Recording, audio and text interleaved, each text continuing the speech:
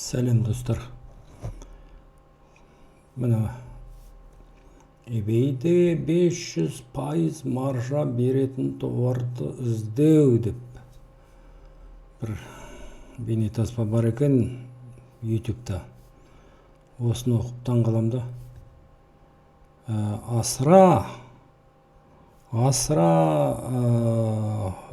Оптимизм асып біткен да. eBay'де бірдеңе сатуға болады деген. Біз өзіміз анау алдында көрсеткен OLX. Бірақ OLX-те әлі қызметін онша білмеймін. Мейлі сататындар сататын шығар, бірақ бұның OLX-те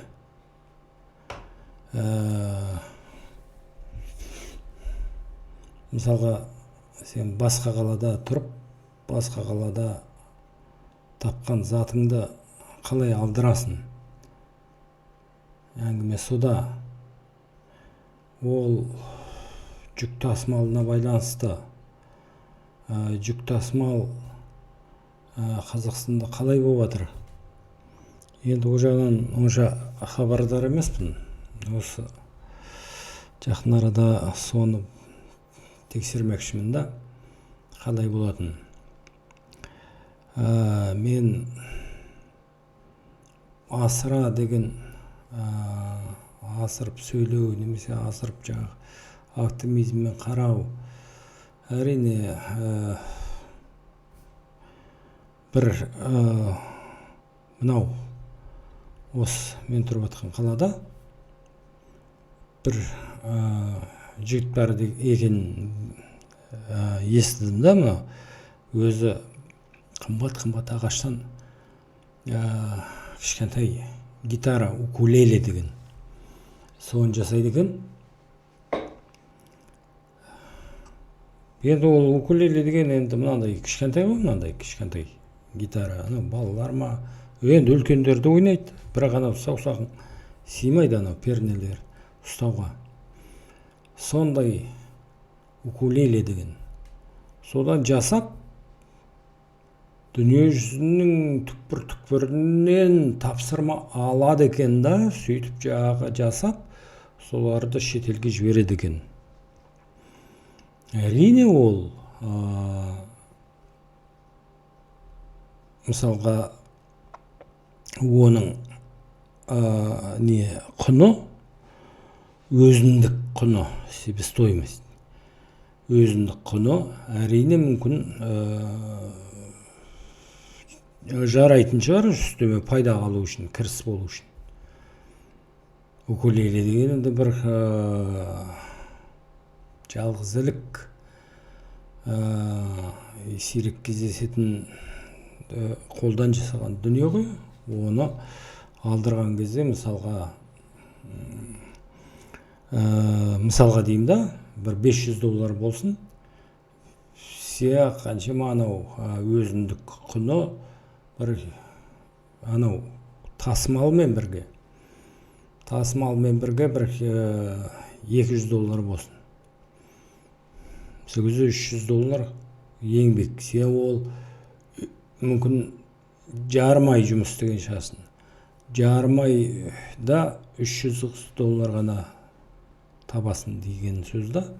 Ол күніге жонып жасайтын нәрсе емес. Бұл бір. Сол айтайын деген бір мәрте анау Кореядан мен бір май шығаратын, үстелдің үстінде май шығаратын қатты қысым жасап, қысып шығаратын сондай мәшіне алдырғам Кореядан. Енді анда-санда қолданып қоям, бірақ мен ойым ит мұрын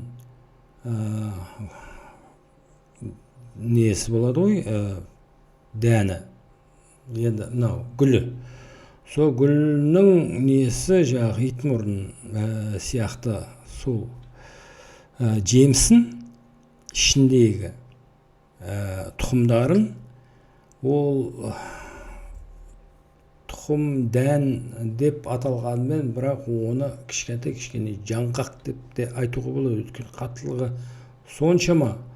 Жаңағы мен алдырған пресс мәшіне оны бұлай сындыра алмады. Содан кейін мынау соны маған жіберген зауытпен хабарласып, ол маған пікіріңді айтшы, не істемекші ойың бар еді сонымен деп. Мен айттым, осындай итмұрынның тұқымын жара алмай қойды деп. Оған май шығарғым келді да, содан. Сол айтады, ол итмұрын деген не? Маған салшы дейді. Мен жарайды, салып жіберейін. Бір жарты килосын барып алып, мен айттым, бірақ бұның поштамен жөнелту бағасы өте қымбат. Сөйтсем, 1 кило деді ма? 1 килоға мен әйтеуір $200 берген есімде. $200 поштаға апарып бердім. Бірақ өз айтты, мен барлық шығынын өзім орнына келтірем, сен салып жібер деді. Сөйтіп салсам, поштаның жаңағы несі, шығыны өте үлкен. Сондықтан шетелге бірдеңке шығару өте қиын осы ТМД елдерінде. Поштаның өзінің тағы да бір мысал келтірейін, бірақ жаңағы асыра оптимизм деген, мен асыра деген сөздің мағынасын сөйтіп түсіндіріп жатырмын да. Сен о eBay шетелге жіберу үшін сенің жаңағы тасымал шығының өте көп болады. Мысалға сен eBayде шығардың бір дүниені, содан кейін ол мысалға сенің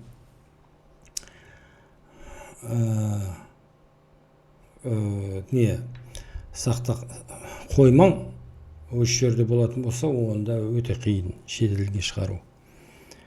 Содан кейін бір жағынан біздің поштаға келетін болсақ, мен мынау сағат жөндеймін ғой, кей кезде қолға ұсаған кезде өзіме енді ермек қылып. Мынау ненің ішінде, сағаттың ішінде қозғалтқыш. Енді мынау неден көрдім? Мәскеуде.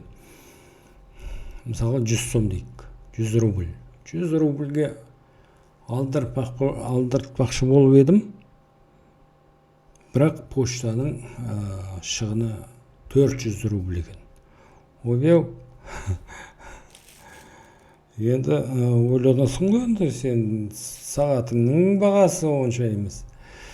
Сөйтіп Қытайдың Алиэкспресіне кіріп қарасам, ол 120 рубль екен. Бірақ несі, пошта шығыны өзі алады екен, жаңағы жіберіп отырғаннан. Сөйтсем, тегін деген сөз ғой.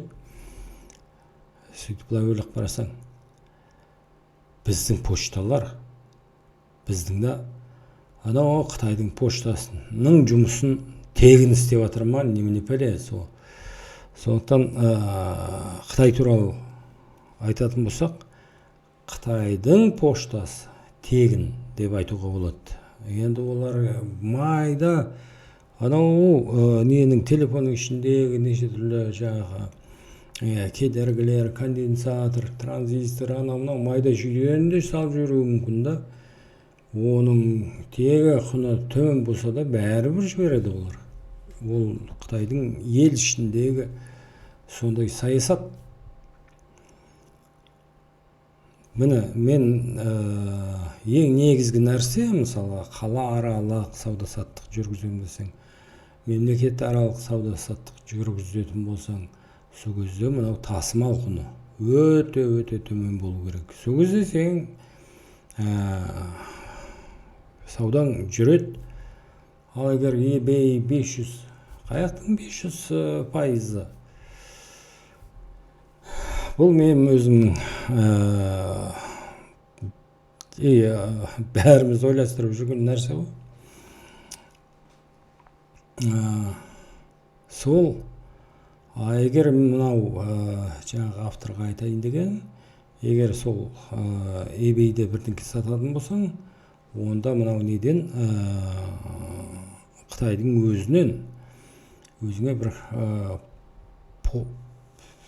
қойма алуыңа болады да, оны дропшиппинг дейді. Дропшиппинг деген сөз, сен мысалға сол жақта бір офисті бір текше метр меншігіңе бір айға немесе ай сайын төлеп тұрасың. Бірақ сен меншігіңде сол бір текше метр қойма, поштасы бар, пошта адресі бар. Сол адрес бойынша мысалға Қытайдан бір жерден алдырасың, сол жақта қоясың. Содан кейін мысалға бір сатып алушы болатын болса, мынау шетелден, сол кезде сен анау немен хабарласып, өз офисіңмен Қытайдағы, сен соған тапсырма беруіңе болады, осындай жерге жібер деп жаңағы. Әрине оның төлемін бәрін төлеп тұрасың осы ауыл жақтан. Бірақ сол ыңғайлы. Сол жағдайда мүмкін сенің жаңағы ойың іске асуы мүмкін. eBayде бір нәрсе сатуға, былайша мынау елде отырып сен еш нәрсе шетелге шығара алмайсың, майда шүйде. Мен Қытайға барған кезде жаңағы айтамын қытайларға, ой, сендер жақсы. Сен мысалға жеп отырған тамағың өзі мынау коробкаға салып жібересің да, жаңағы біреу мысалға, ой, сенің тамағың маған жіберші деген кезде, аласың коробкаңның жаңағы қорабыңа саласың да, содан кейін поштамен жібере саласың. Сенікі оп-оңай. Немесе жаңағы сен енді не бақшаң бар, огородың бар, сол жақта бірдеңе өсірсең, бәрі әйтеуір шетелге шығара бересің. Шай, біз болса не, анау қызанағы бар, қызанақ, немесе жаңағы бадран шығарасын, 3 айда бір мәрте ғой біздікі. Бадран шығарып, бадран кімге керек шетелде? Сендерде шай, немесе жаңағы жеміс жидектерің бар, солар жібересіңдер, бағасы арзан. Сол айтайын дегенім.